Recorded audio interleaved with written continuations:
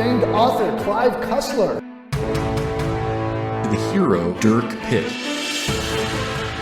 Save a big-chested native girl for me.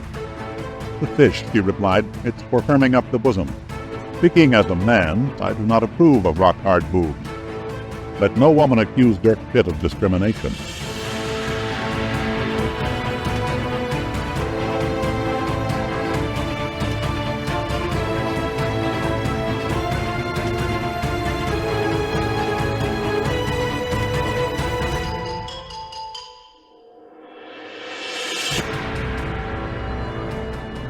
Vixen-03. Episode 1. Peignoir Greasemonkey. I am good. It was a long week. I didn't get any sleep. Oh, why? Well, birthday celebration whole week, hopefully? There's the cat. No. Oh, that's a cat. I'm sure. I'm pretty certain. My cat wants to live on my keyboard. For my birthday, I got to make dinner and watch the kids do dishes. That's about it. My wife got me this cool wooden bowl, which is made out of 2x4s, because in case... 2x4. Oh, yes, sorry, 1 2x4. Because in case it wasn't mentioned clearly enough on our previous episode, she likes trees and wood. It's currently holding my microphone. Cool. I tried to set up Amazon had sent me this microphone holder for podcast purposes, and I can't set it up because it's Amazon. And the products they send me are fantastic. Oh, man, you're getting fancy. You're getting a podcast microphone holder. Oh, yeah, they just send me the stuff. I don't pay for it, so I'll take it. Oh, outstanding. What's new with you? My husband and I signed up for welding classes. We're going to learn to weld. I thought I misheard that, but nope, that was very clear the second time. Welding, that's a pretty cool couples thing. Yeah, MIG welding. I am very excited about this.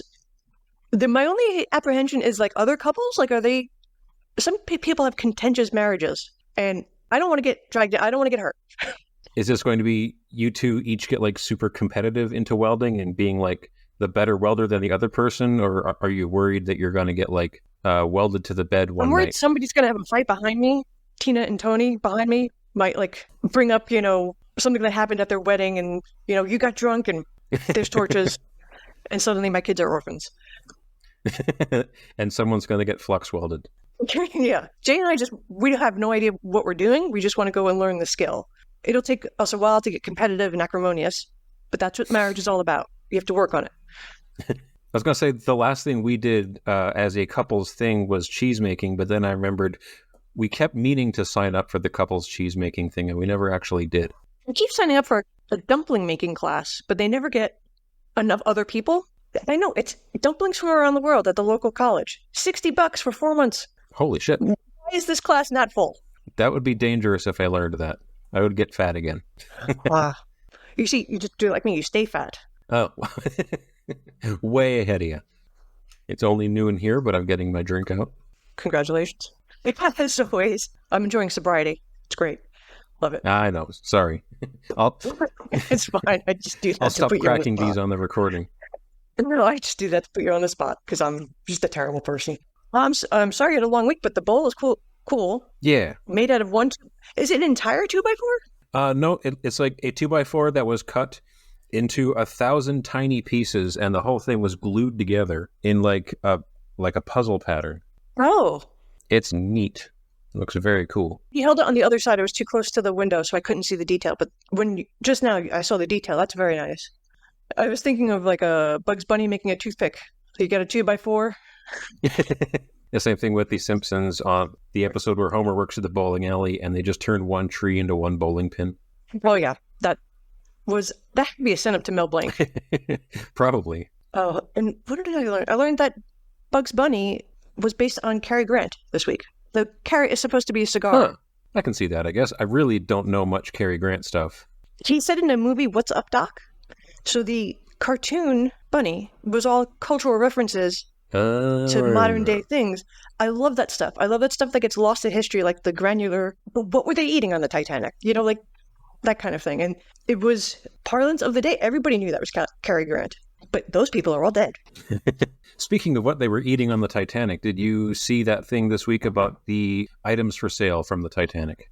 No, I saw culinary history of celery and it included a great chunk of the Titanic, and it felt like a curse I couldn't get away from. Well, this week, a whole bunch of items from the Titanic are going on sale at some auction or other.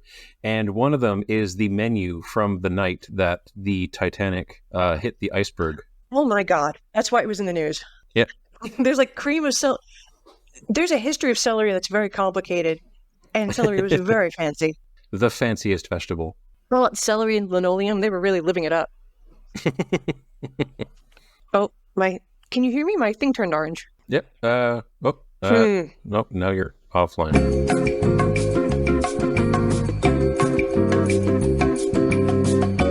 Evil cable company is called Optimum, and they are not Optimum. I think we pay for all of the megabytes or the gigawatts we pay for the big tunnel of internet to come right to our door, and they give us a little straw of internet. That sounds about right. Should we get to the intro then before this breaks again? Oh my God, yes. I did it last time. Your turn. Welcome to Cussler Hustlers, the only Clive Cussler podcast that does not have jury duty this month. Yes, and that was your... I almost had jury duty. Now I don't. Oh, congratulations. How'd you get out of it? Did you do something nefarious? A few days before I was supposed to go there for jury selection, I got a whole bunch of emails that were like, don't come for jury selection. There's no jury selection. This trial has been canceled. Don't come to the courthouse. I'm like, okay. Look at you with a functioning society. That one trial that was planned is canceled, and then they're just out of crime? Yep, no more crime. Good on you guys for solving that. Anyway, that's Topper. And that's Nancy. And no one can see her, but this is Lily, who is going to live on my lap for this entire podcast. Louie is the most malevolent-looking cat. She's got maps of Europe under her bed. I'm certain of it. She's old. She's like 12, and she's grumpy, and she eats plants, and she's just skin and bones. But boy, howdy, me working at home during the week has created this horrible system where she lives on my lap whenever I'm at this desk. And if I leave, she claws me. Well, that is the cat prerogative. That's all very in line with cats. Yep. I'm definitely allergic to them now, but when we were first married, my husband took his childhood cat with him. So she was in her 20s when she moved in with us. Oof. And very zoftic, very chubby cat. And I tried to put her on a diet to prolong her life. And she was named Miss B. She was named Blyle. But the only act of acrobatics or athleticism I've ever seen her do was, I believe the legal term is lay in wait. She was on top of the fridge when I went to get... Ambush predator. I went to get something in the middle of the night, and she was on my face, her claws digging into the back of my skull. Oof. I lost hair. There are still bumps. I could feel them. Wow. That cat either wanted you dead or was having a dream. I took her off the diet. She lived 6 more years. She was very angry with me for putting her on a diet. That was made clear. No more diet after that. She lived 6 more years to 26. So you got a lot of time with that cat. She's just middle-aged. Or he. Louie. Lily, not Louie. middle-aged, and she just bit me Perfect. because I was petting her wrong, I guess. I had a boss almost lose a leg because he went to his mistress's house and her cat bit him in the ankle. And then he didn't want to tell anyone because the wound was festering, and he really got bit. Both bangs, like right through the... Oh. That he just kept, escalated. It's on my foot. I'm not going to look at it, kind of a thing. People are like... A lot of people do this with diseases, especially like diabetes. Like, oh, I'll just put a sock over it, go about my day, pretend it's not a problem.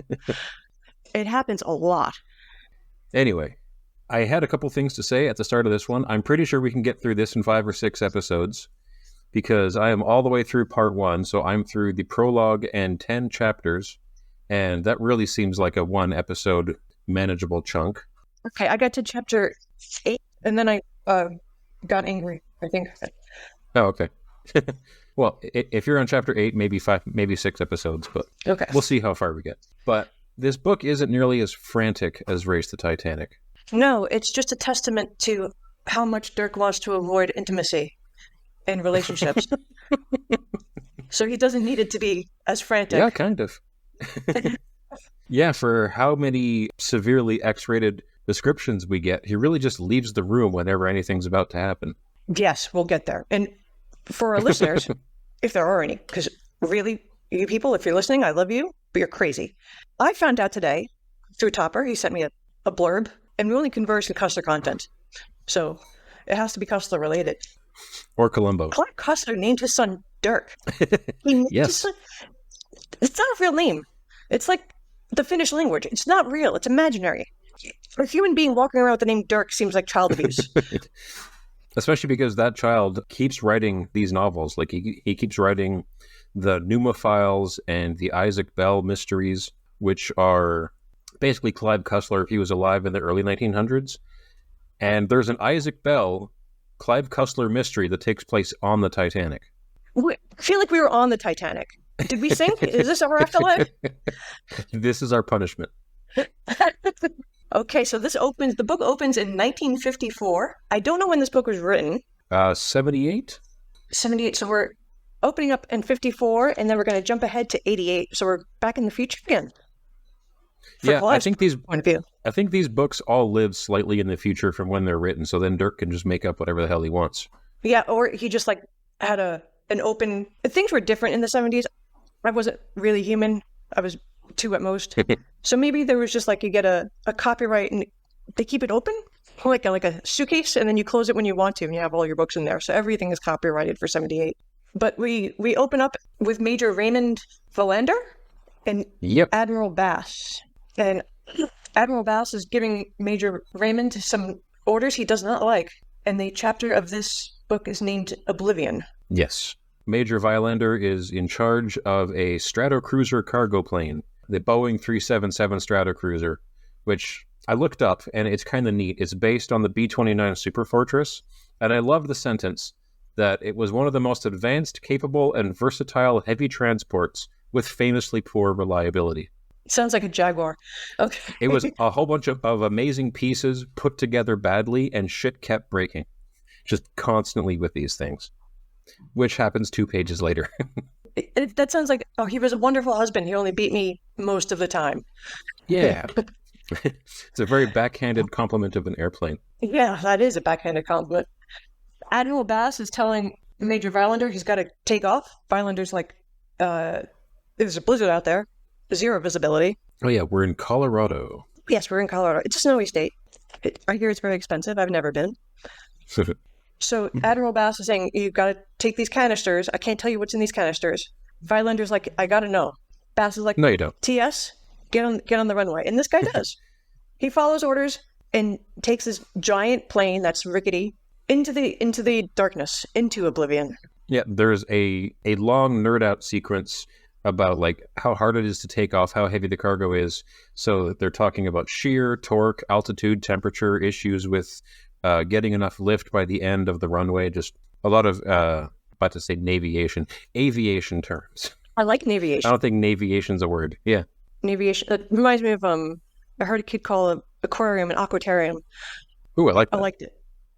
Yeah. But I like naviation. And this is like a suicide mission, but they actually land the junker plane. He was raking the forest.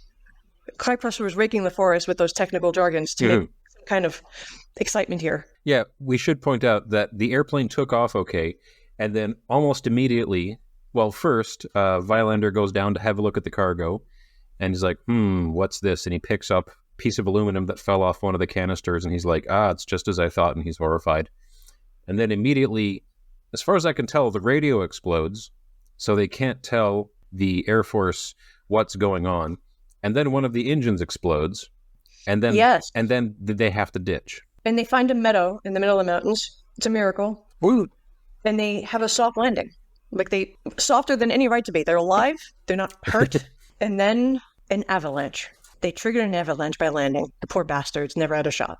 Not just an avalanche, but they broke because the smooth meadow was actually a lake. It was a frozen lake. And then they land and they're like, we're saved. And then they sink into the lake and the avalanche covers them. And it's the origin story of a MacGuffin. They're gone forever. Yes. But because the radio exploded and one of the engines exploded, they basically had to turn 90 degrees straight south. So they're completely out of their flight path. And the prologue ends with 4 months later. Bass, who has aged horribly, gets a call from the president and says it's time to, we've checked everywhere. They must have ditched in the ocean. Let's call off the search, close the file, bury it. This never happened. Yes, and the president would have been Eisenhower. and he was mentioned. In 88? No, in 54. Oh, Ike. sure. I don't know what year it is. Yes, 54. Yes, in 1954, it was Ike. Former President Ike Eisenhower. Let's get busy.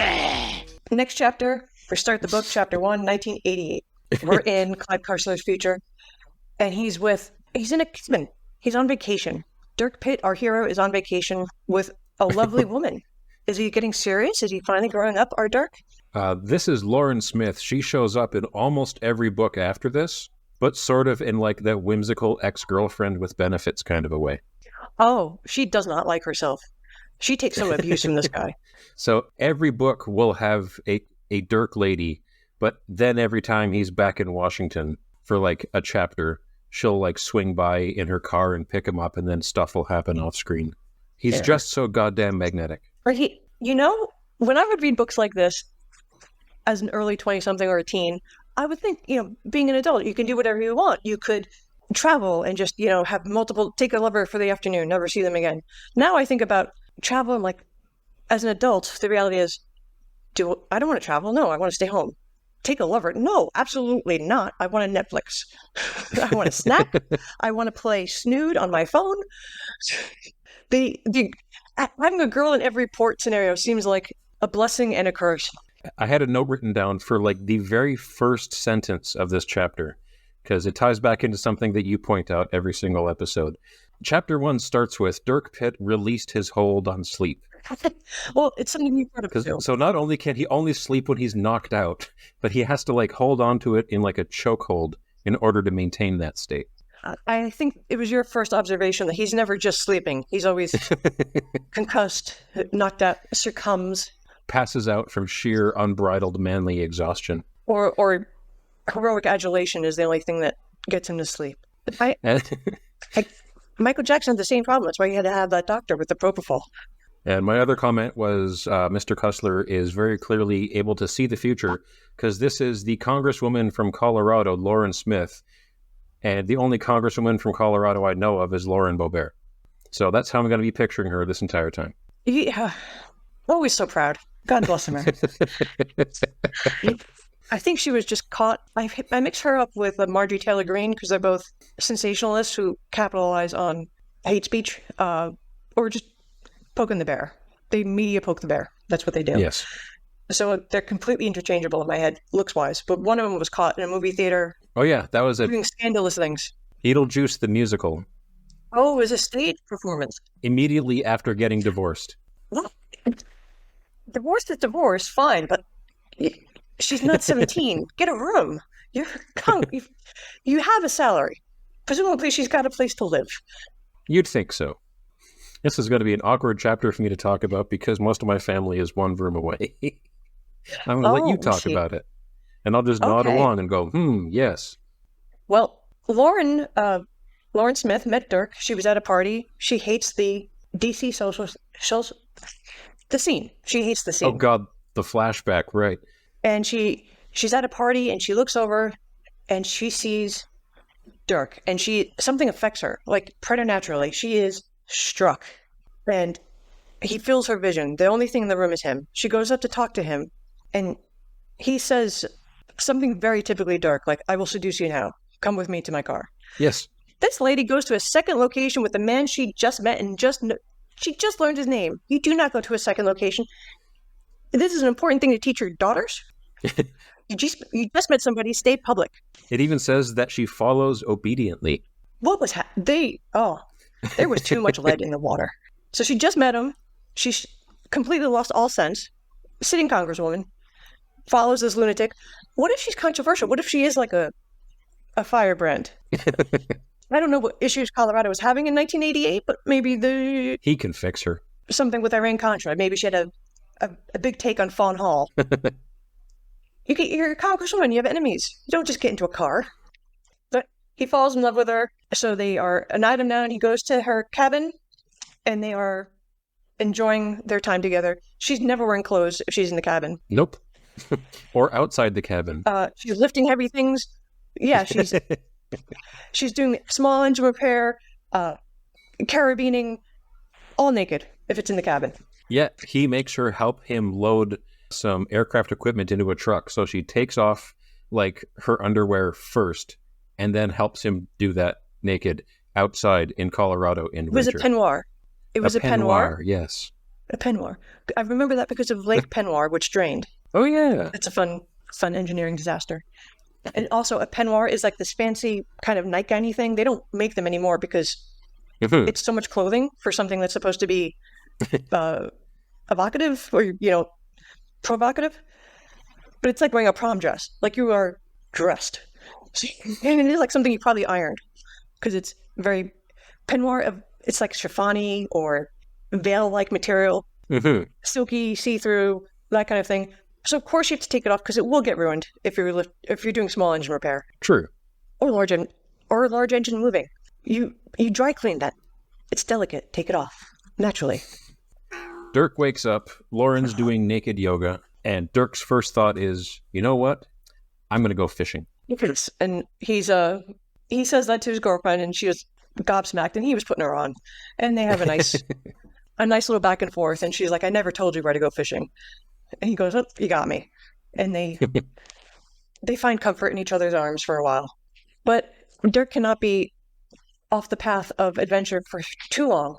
So when she's done with him, he goes wandering her house and scurrying through the basement, where he finds aircraft parts that he has determined through Dirkness that they've sheared off through calamity and were not there based on a rummage sale or a thrift shop purchase. Yeah, it's scuba gear and nose gear. Oh, yes. From some old airplane. And he instantly knows, there's nefariousness afoot. And wasn't it like the housing of one of the engines, or no? I think the nose gear is like the landing gear from the nose portion of it. No, okay, so that's the cone. That was the cone they were lifting. Okay. Yeah, that was the big ass piece. So, this is when Lauren helps him load it into the Jeep. The loading is later on. Right now, he's just investigating like airplane crashes in the area, because chapter 2 is him talking to the neighbors. Yes, so he's fully invested. He's been intimate with his girlfriend for hours. How much can a man handle? Now he has a mystery. Is he going to go up and talk? No. Now he's got something to do because he took apart her basement, which is rude. He's a guest. No, she wasn't using it. That doesn't... I'm not using lots of things. It doesn't mean you... That's not a reason. That is not a good reason, and because I say so. That was Dirk's reason more. And Congresswoman alludes to her father passing years ago, but gives no detail. We get a bit more detail of that from the neighbors. Yes, we Maxine and Lee Rafferty. Yes. Chapter 2, Dirk has to go to the neighbors to find out more about the aircraft parts. And if anybody's going to know, it's going to be the neighbors. Lauren tells him where the neighbors live. And he pays a call to the elderly but fun neighbors. And he goes there for lunch. Turns out he was there right in time. They sit down to a hearty lunch of beans, potato salad, and a meat. Just meat. And he asks no questions. As you do. Well, yeah. It's meat. This here is, I relate to this so much. The social pressure and caving, just because it's polite. Yep. That's how I caught COVID. Oh, yeah. Well, I guess I got to hug people at a funeral. Wait, you have COVID? That poor man, he was exhausted. He just kind of fell asleep. Every time he hugged somebody, he was lousy with COVID. Yeah. And there was nothing I could do. I was like, okay, here we go. Can't really say no politely in that situation. You can't, and neither can Dirk. I love that about him. He's a pussy just like all of us. He's like, it's meat. They offered me lunch. They're old. I got to say yes. Old people, of course. I had a blueberry muffin. I didn't want to eat once because a Southern lady said, eat the muffin. She said it firmly, politely, and I ate the muffin. Dirk is super nice to old people. Like, he's got amazing respect for old people. Everybody about his age, he basically has to beat them up first just a little bit to assert dominance. And then beyond them. And everybody younger than him is a woman and therefore a target. Yeah. Yeah, but for this brief moment, Dirk and I align. And I can feel him here. You had a moment of Dirkness. I did. I really did.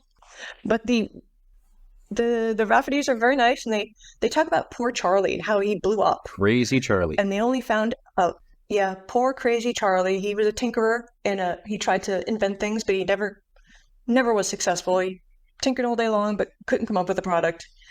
And after the blast, they only found a boot and a thumb. Yep, but right off the bat, Lee thinks he was murdered because old crazy Charlie was an artillery expert in World War II and wouldn't have blown himself up like that. Regardless of how many people in World War II that blew themselves up. True. I believe that was a job where there was lots of pink mist exits. That is also one thing about the Dirk books, is anybody who was like in the war is just hyper competent. Sure, I guess they lived. Yeah. Well, he's got mad respect for everybody in every branch of the military, unless Dirk has to make a fool of them, usually because they're bureaucrats. Oh, yes. If they're paper pushers. God help them. Because there was that one fat guy from the CIA, and Dirk hated him. But then Dirk shook his hand, and he had a strong hand, and then Dirk liked him. Naturally. Do the math. But Dirk finds out after this revelation of only finding the thumb and boot of his girlfriend's dad, this is heavy information. This only happened 3 years ago. They only found enough to put into a matchbox to bury the man. What does he do with this information? Nothing with his girlfriend. No. Doesn't talk to her about it. Doesn't buy her flowers. Doesn't plan a nice evening out. He's like, oh, good to know. Moving on. My adventure time. This guy it's a good thing he's a main character because he's got the syndrome. He'll share the information when he knows more, maybe. Yes, so Dirk rudely goes back to his girlfriend's cabin. Now, it's not a new girlfriend. At this point, they've been going together several months. You missed the meat revelation. Oh my God. I thought I did. I said it in my head, but I forgot. It's a podcast. I have to say it out loud. The meat was Rocky Mountain oysters, which are bull testicles, which really is a roundup of agriculture. That is we have dominated animals to the point of you can just have a bucket of their testicles. I mean, we are overlords of cows and bulls. We're gods to them. We could just have a bucket of their organs. More testicles mean more iron. Also, if you were served one, I think if you were a guy, you would know what that looks like. Well, you don't really see them from the inside. And it's sliced and cooked? This isn't, well, if it's pre-sliced, maybe, but every time I see them served up at on cooking shows or carnival food or something, it's very clearly just a testicle that's been, braised or something. Well, I haven't ever seen them. Let me do a quick Google search here. La, come with me, your listeners. I'm going to look up Rocky Mountain oysters. So that could be fried. The thing you're not taking into account is Dirk is very manly, so he can't wear glasses. So from afar, with my prescription that's a bit out of date, that looks like fried calamari. Possibly a meatball of some kind. Or khaki fry. It looks like khaki fry. What the hell's khaki fry? Khaki fry is an oyster that's deep fried. Now I have to Google that. With... Oh, yeah, kind of. That looks really good, actually. It's fantastic. So you've never had Rocky Mountain oysters? I haven't. I haven't been in the same room as them. I haven't, no. I figure someday I will. I'll be at a carnival or something. Can't turn it down deep fried. What an example of a dominance over a species. To just... That's a main course. We're eating these purely to demoralize them. It sounds like a type of terrorism. And I'm not a vegan or anything, but that's a lot. So he finds out they're Rocky Mountain oysters. It's unclear whether he knows what those are or not. We just move right along. Yeah. And now Dirk goes back to his girlfriend's house, her cabin lodge, where there's no phone. And he goes into the basement, rummages around. She interrupts him, wearing her peignoir. And yes, this is where he makes her lift jagged metal in the nude. Yes. Because Lauren thinks that her dad must have bought it at a scrap sale because the whole house is full of crap he bought at a scrap sale to turn into inventions. But Dirk's like, no, this wasn't disassembled. This was damaged. This came from a crash. So my notes just say Dirk loads it into a Jeep, making Lauren help him naked. So during the day, while Lauren's off shopping because she's so stressed out by Dirk that she has to go shopping. Women be shopping. I have underlined women be shopping. And Dirk takes all of this to the airbase to be examined. And this is where I also wrote, man, this is a lot slower than the Titanic. It's a lot slower, but it's a lot more. We're getting a bigger peek into who Dirk is as a person. Yeah. And he is as deep as a puddle. I think that they must have gotten notes from the last book that there's almost no Dirk for the first 2/3 of Raise the Titanic, and they introduce 37 characters that never come back. So for this one, he's really narrowing his focus and drilling down. And we get Dirk right on page 1. Well, pay, and the less people you have in a story, the easier it is to cast for a movie. Cheaper. Oh, right? God, yes. Right, for the movie, right? So he takes it, in chapter 4, he takes his debris to an airfield, finds the FAA man on the field. His name is Harvey Dolan and Phil Devine. I have 2 names written down. Sorry? He first meets with Harvey Dolan, who identifies that it's from a jumbo jet, but then they have to track down the even smarter airplane nerd, Phil Devine. Yes. And Phil says he's going to look up some stuff and get back to you. And he's like, Pitt's like, yeah, if you're going to get back to me, call the Raffertys, I guess, because no phone where I am. They eventually get the serial number for the Stratocruiser and send it off to Boeing and the National Traffic Safety Board to see if there's any missing Stratocruisers, because Dirk is positive this has to have come from a crash. Yes, based on how the metal separated from the rest of the plane. Yeah. He's solely determining it came from a crash, which I have messed up projects so bad, I could give them to Dirk and he could be like, this came from the World Trade Tower collapse. This is... Cussler must not be a DIYer, because I am certain any human on Earth who's trying to do something can mess it up badly enough to make anything look like it came from an explosion or a plane crash. This came from the World Trade Centers, and you're like, no, it's my barbecue. Yeah. It's my kid's second grade project. I'm sorry. It's not the Ark of the Covenant. It's macaroni art, but it got out of hand. As they do. And for the record, I had to help an 8-year-old with a collage this week. Collages are crap. Oof. I love you teachers, but collages are not homework. Yeah. They're messy. Yes, they are. Glue sticks. So, opens chapter 5. He's in a helicopter. He's been searching around for the helicopter for so long. He smells awful. He smells so bad, he smells himself.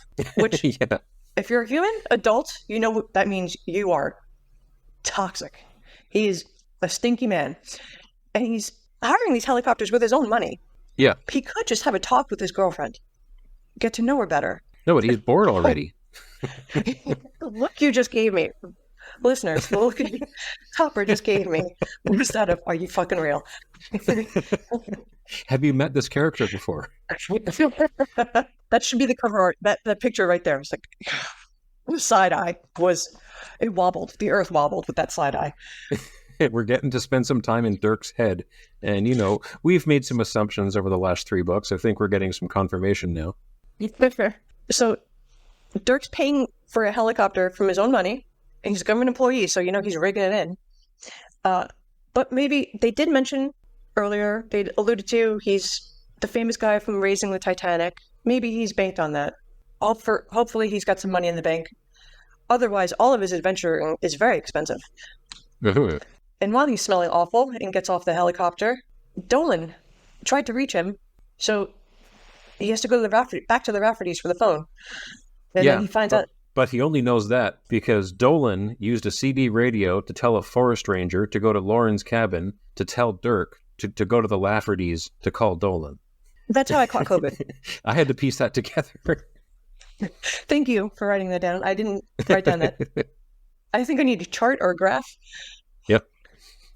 I had to rewind that one a couple times. Like, okay, how did you get a forest ranger at your house? Who called who?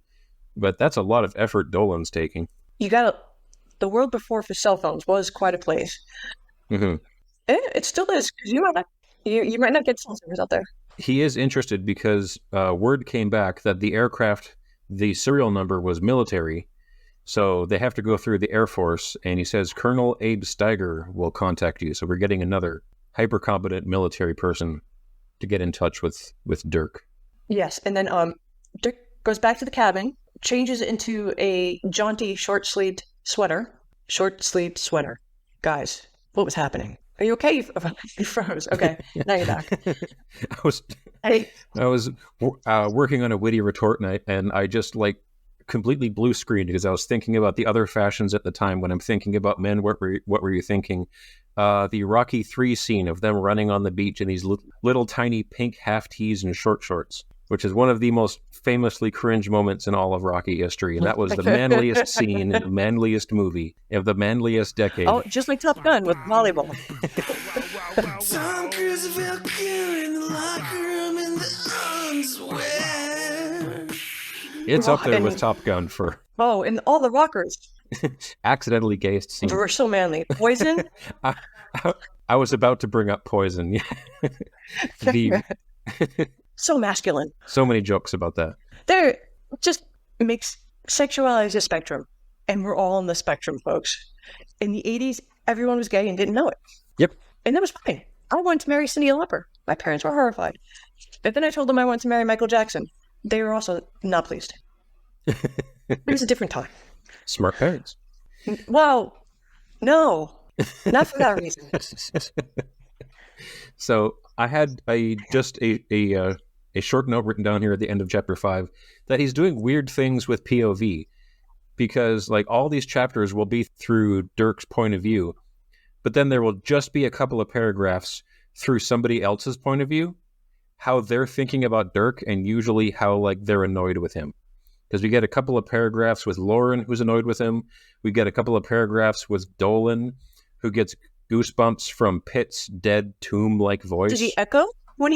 Tomb-like voice. Does he built an echo? Just a few paragraphs in other people's minds to see how horrified they are. Yes, he has reverb. That would be metal if he did. Even more metal is chapter 6 starts off with Dirk saying, "It could be I'm going psycho." Yeah. He's not already there. Can't be. And his girlfriend takes him to, seduces him. They have a nice couples night. They do the grown-up things. And she says to him, "We'll fly back to DC in the morning. Let's have a good last night."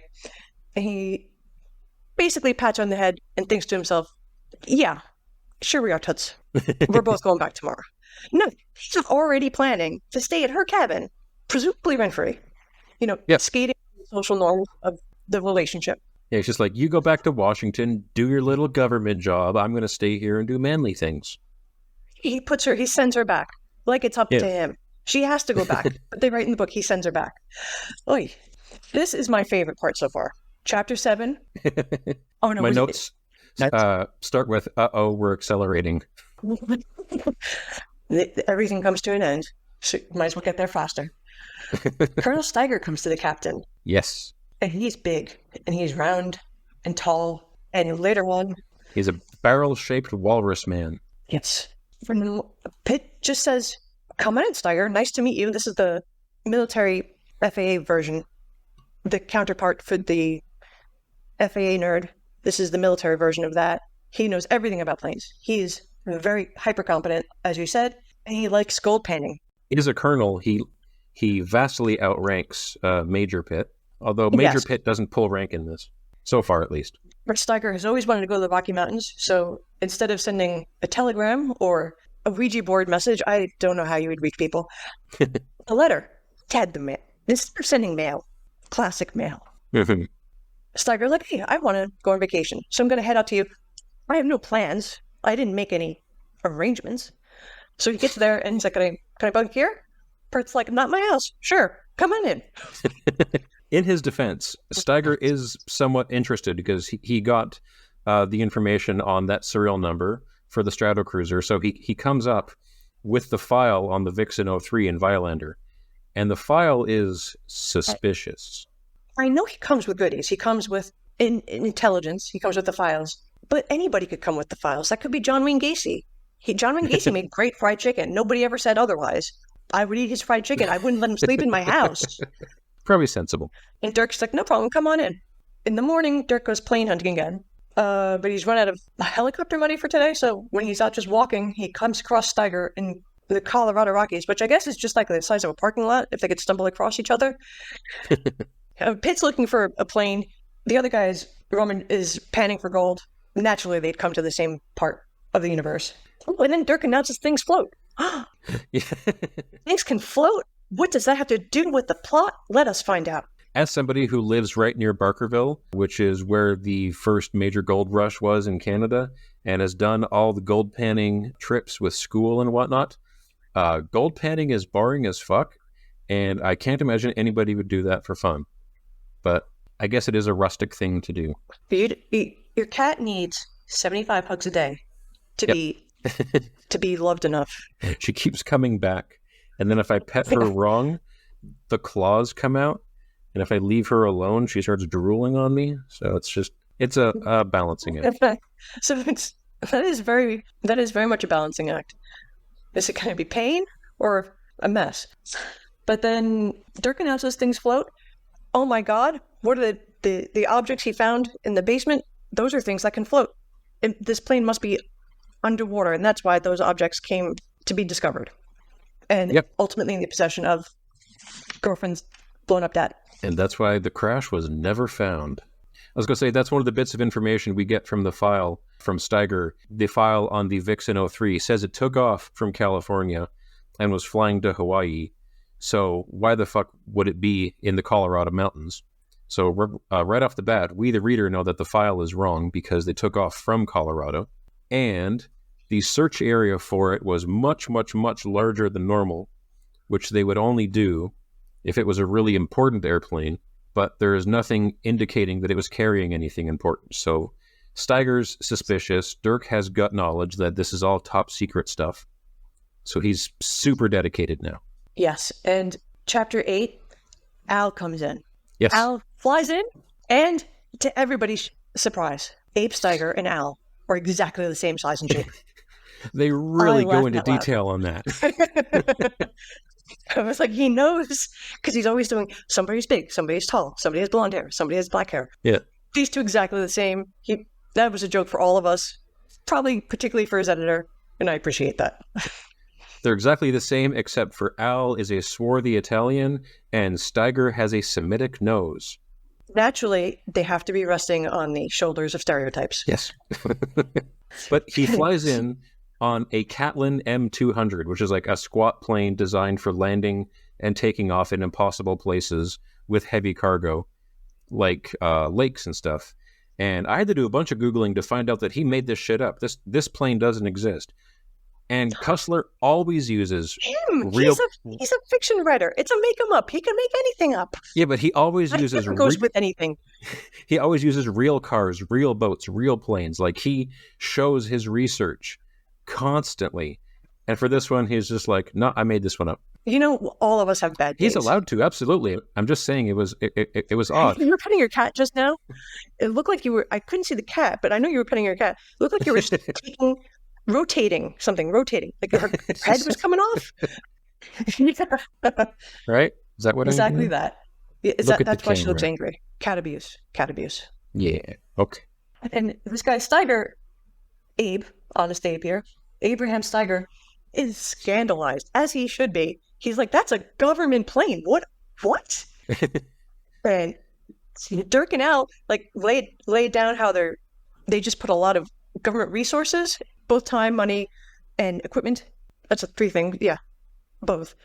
All of those things together. All 3, both of those things. Yes. And Abe is like, I'm going to be an accomplice. This is grand larceny. This is huge government stealing badness. This is major federal crimes. Yes. And Dirk just says, not if we get away with it. Yeah, precisely. And I was like, oh my God, this is how every government works. Not if you get away with it. Yep. And oh, yes, I have a highlighted section here because this is how Al has to describe to Steiger the kind of man Dirk is. Oh, and he says, let's just say Pitt has a ton of balls, the brains to go with them, and the uncanny knack of knocking the shit out of any obstacle, man-made or otherwise, that gets in his way. He has a soft touch for kids and animals and helps little old ladies up escalators.